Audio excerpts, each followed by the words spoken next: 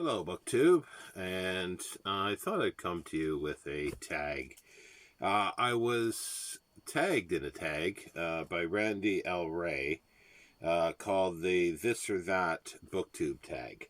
Uh, it was created, I understand, by Evening Reader, and it's a tag that looks like it's just sort of called questions from many other tags. I remember like having these exact questions in other tags, but that's fine. And I thought, well, in lieu of any other video today, sort of awake enough this morning to do one, and I'll schedule it for this afternoon. Now, there's 10 questions, and the first one is paperback or hardback. Well, I do generally prefer hardback books for the most part, but there are exceptions, and I guess I can go through those. I'm not enamored by the new published hardcovers. They are crap made, and British hardcovers are horrible because they are on inferior paper, generally speaking, and they've been for years. And within a couple of years, they turn brown, the paper. So I have to be careful if I do get something. I prefer old hardcovers because even the cheap editions from 100 years ago are still superior 100 years later than the brand new pieces of crap that come out today. And the other problem is, I should have had one to hand to show. Print on demand hardcovers generally don't have dust jackets anymore. They got the plasticized covers, which don't wear very well, and they're cased, and they have flat spines, which they're just, again, crap. They're poorly made books. So if I know something is a print on demand, depending on the price though, but I will generally opt for the paperback because that will be actually longer lasting than the crap print on demand hardcover. And even the ones with the dust jackets, they generally don't have, they have ill-fitting dust jackets. And if it is cloth that's covered, it's like a waxy cloth. It's like it just feels horrible in the hands. But again, it's just, they're nothing like generally older books that are sewn. Like, you do get some cheaper editions like reprint editions of books and lines that they actually sew books. They're hardcovers, so that's a plus. But yeah, so it's not as simple as an either or. So anyway, that's my convoluted answer for paperback or hardcover. Harry Potter or Lord of the Rings? Really? Do I have to? Well, definitely not Harry Potter. But I've never read both, but I just have no interest to read Harry Potter at all. Not one iota interest. I have not read Lord of the Rings. I read in December and January. I read Hobbit, which I didn't really care for, but I am slated to possibly read Lord of the Rings this December. I'm to be honest, I'm not really looking forward to it, but it is something that I should read because I'm not a big fantasy fan, but it is a hallmark of fantasy, so at least I should at least read it once in my lifetime. So it would be Lord of the Rings.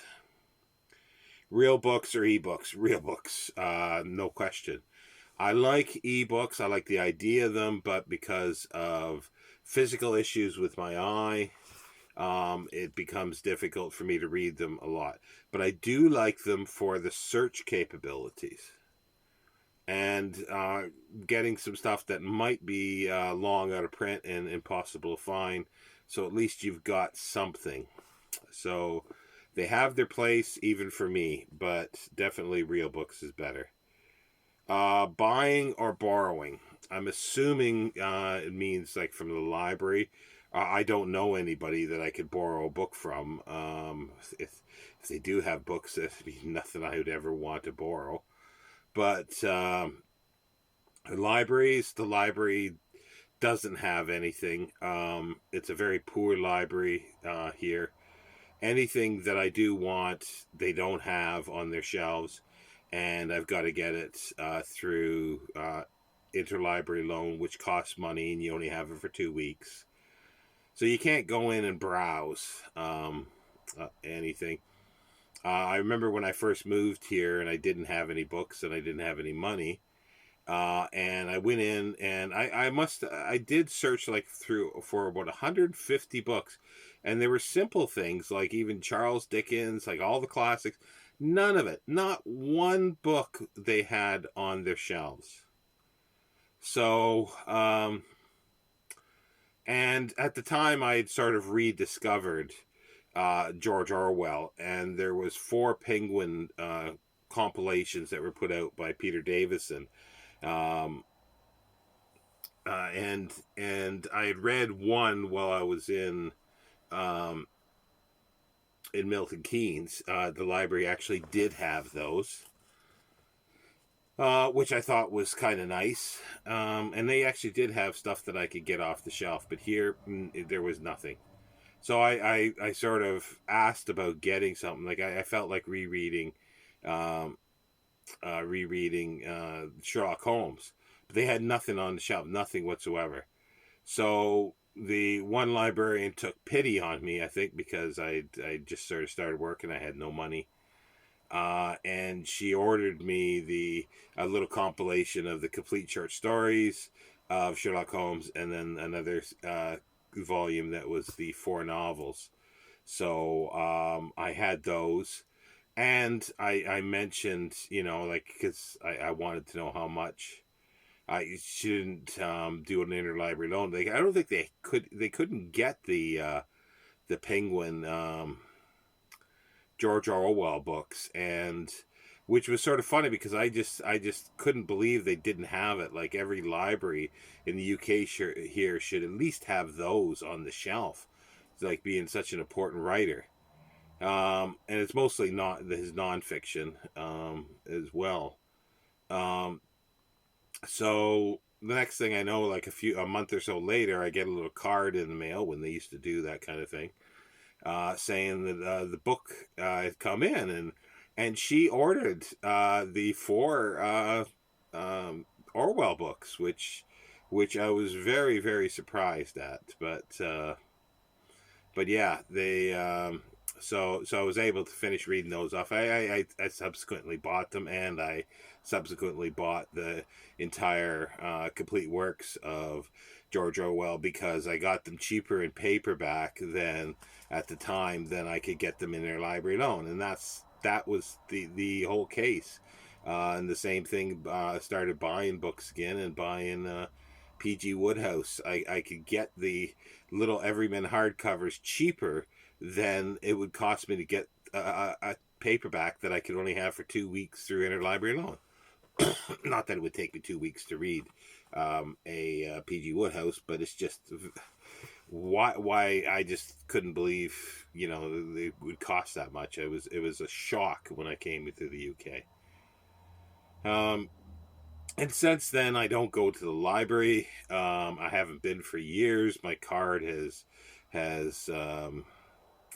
elapsed. Like I did take out some books before I moved into here. It was when I moved out of one place. I took some books out. Like they did have some interesting mysteries, and that was when I was starting to get into mysteries. And that's about 8 years ago. And when I packed everything up and put it into storage into a friend's garage, I accidentally packed up the library books, and I completely forgot about them. And then, like it wasn't until years later, until I moved in here, that I found them and took them back to the library. But I owe some atrocious late fees that I just, I know it was my fault, but it was just atrocious. I could buy the books like 5 times over. So I refused to pay it. So I've never renewed my card because of that. But I did go in and use the computers at times when I didn't have a computer. But they did, one thing that the library did do well was magazines, and they had some journals, archaeology journals and literary journals. But then they wanted more space for computers, and they cut down the magazine and newspaper section by like 2/3 probably, and everything that I was interested in went. So yeah, so I haven't been to the library for years. Anyway, long answer to that question. Read in bed or in a chair. No, I can't really read in bed anymore. It's too difficult on my body to get into a position. It's not, no. So I read in a chair. Library, a bookstore. Oh, okay. Well, I've partially answered why not a library and why a bookstore, because of the cost is cheaper. I've always loved going to a bookstore and just seeing what randomly, looking at the shelves and what just randomly will pop up. It's always nice. And library should be that way, but not my library. Nonfiction or fiction, both. I don't have a preference for anything. I suppose I like reading history more than historical fiction per se, but that would be the only difference there. Print or audio? Print. Very little in audio. Audio, like listening, is not reading. It's nothing wrong with it. It's perfectly valid. I do like the audio aspect of radio plays, but reading a book, I prefer reading it. However, there are occasions when somebody is like, they're really good voice and they are worth listening to for their inflections and how they read the text. But they're very few and far between for me. New books or old books? Well, I always prefer old books, like I mentioned about the hardcovers and even paperbacks. Just better made. People just don't have a clue today, and it's not their fault, but generally because there aren't as many bookstores, used bookstores out there, so people are not exposed to the old books and the quality of a solidly made book, and the printing on it, and just all these little aspects that are, a book is, yeah, you want the information, but it's also something else. It's an object, which is clear, and some people care about their objects. It's like some people care about the clothes they wear, and that's nothing wrong with them. They want good quality clothes, or they want a good quality car, or they want a good quality house. They don't want something that's falling apart as soon as they buy it. And that's what you get with new books for the most part. They're just made crappily. They're just crap. Just go back to Theodore Sturgeon's law. 90% of everything is crud. Or 95% or whatever it was. That, it's all crap. It's a truism. And yeah, it's just when you see people picking up these new books that are just thinly covered boards with paper, and yeah, they may look nice with the gold stamping on and stuff, but they won't last. Like, you read that and hold that in your hand, it comes off in your hand, and it just fall apart very easily. Short chapters and long chapters, well, depends on the book. And I can't think of anything that I thought, that had short chapters that I thought, this should actually had longer chapters, or that the longer ones should be shorter, because I think it all depends and they all work on their own. Uh, it is sort of nice to end reading um, at the end of a chapter, and if they're long chapters, sometimes that takes you a while, but that's not a big thing for me. It's not a huge thing. Anyway, there is my this or that book tag. And I've seen a lot of people doing this. I'm not tagging anybody. I just generally don't do tags anymore. But, I was at a loose end this morning, had a few minutes, so I thought I'd do this. Thank you, BookTube.